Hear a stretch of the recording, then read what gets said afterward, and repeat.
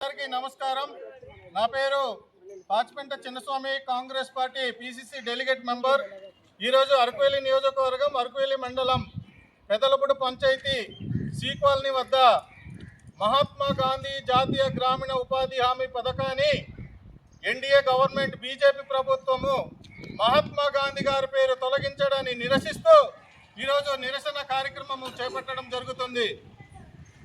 BJP party వాళ్ళు నాయకులు స్వాతంత్రం తీసుకురావడానికి ఏ ఒక్క నాయకుడు స్వాతంత్ర పోరాటంలో పాల్గొలేదు. కానీ జాతిపిత మహాత్మా గాంధీ గారు స్వాతంత్ర పోరాట యోధులు, స్వాతంత్రంలో పోరాటం పాలుపంచుకున్నటువంటి మహానేత.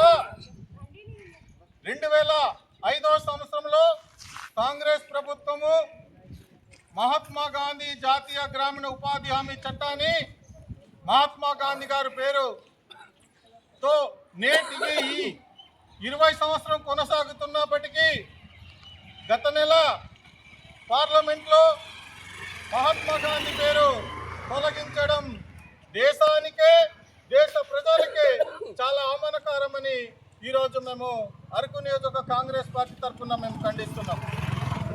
మహాత్మా గాంధీ పేరు మార్పు చేసి బీజీరామ్ అని పెట్టడం, నాథురామ్ గాడ్సే మహాత్మా గాంధీ గారిని హత్య చేశారు ఆనాడు. నేడు బీజేపీ నాయకులు నరేంద్ర మోడీ గారు, అమిత్ షా మహాత్మా గాంధీ గారిని రెండోసారి హత్య చేసినట్టుగా మేము భావిస్తున్నాం. దీన్ని తీవ్రంగా ఖండిస్తున్నాం. ఈ పేరు మార్పు వలన రాష్ట్రానికి సుమారు 400 కోట్ల రూపాయలు ప్రజలపైన భారం పడుతుంది. 29 రాష్ట్రాల్లో లక్షల కోట్లు భారం పడుతుంది. ఈ భారం అంతా దేశ ప్రజల మీద పడుతుంది. రామ్జీ పేరు తీసుకురావడం అది చాలా దుర్మార్గం అనేసి కాంగ్రెస్ పార్టీ నుండి మేము ఖండిస్తున్నాం. ఇప్పటికైనా కేంద్ర ప్రభుత్వము మహాత్మా గాంధీ గారి పేరు కొనసాగించాలి. అదేవిధంగా ఇక్కడ ఉన్నటువంటి కూటమి రాష్ట్ర ప్రభుత్వము మహాత్మా గాంధీ పేరు కొనసాగించాలని రాష్ట్రంలో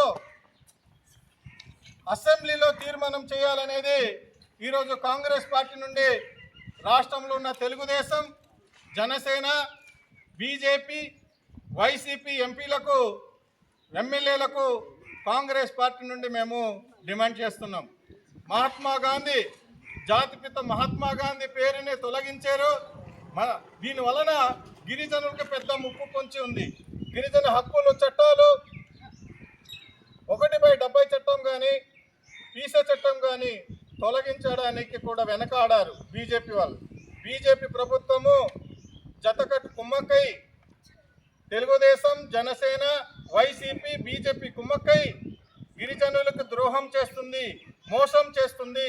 గిరిజన ప్రజలు, గిరిజన ప్రజానికం కూడా మనం దీన్ని చిత్తశుద్ధితో మనము యువత అందరూ కూడా ఆలోచించాలని ఈ సందర్భంగా కాంగ్రెస్ పార్టీ నుండి బీజేపీ ఎన్డీఏ ప్రభుత్వానికి, ఇక్కడ రాష్ట్రంలో ఉన్న కూటమి రాష్ట్ర ప్రభుత్వానికి, అరకు పార్లమెంట్లో ఉన్నటువంటి కూటమి గిరిజన నాయకులు కూడా దీనిపైన మీరు మౌనంగా ఉంటే మన గిరిజన హక్కులు చట్టాలు కూడా భంగం కలుగుతుంది, మీరు పెదవి ఇప్పాలని ఈరోజు ఈ సందర్భంగా మేము ఈ నిరసన కార్యక్రమం సందర్భంగా గిరిజన కూటమి నాయకులకు డిమాండ్ చేస్తున్నాం. జై కాంగ్రెస్.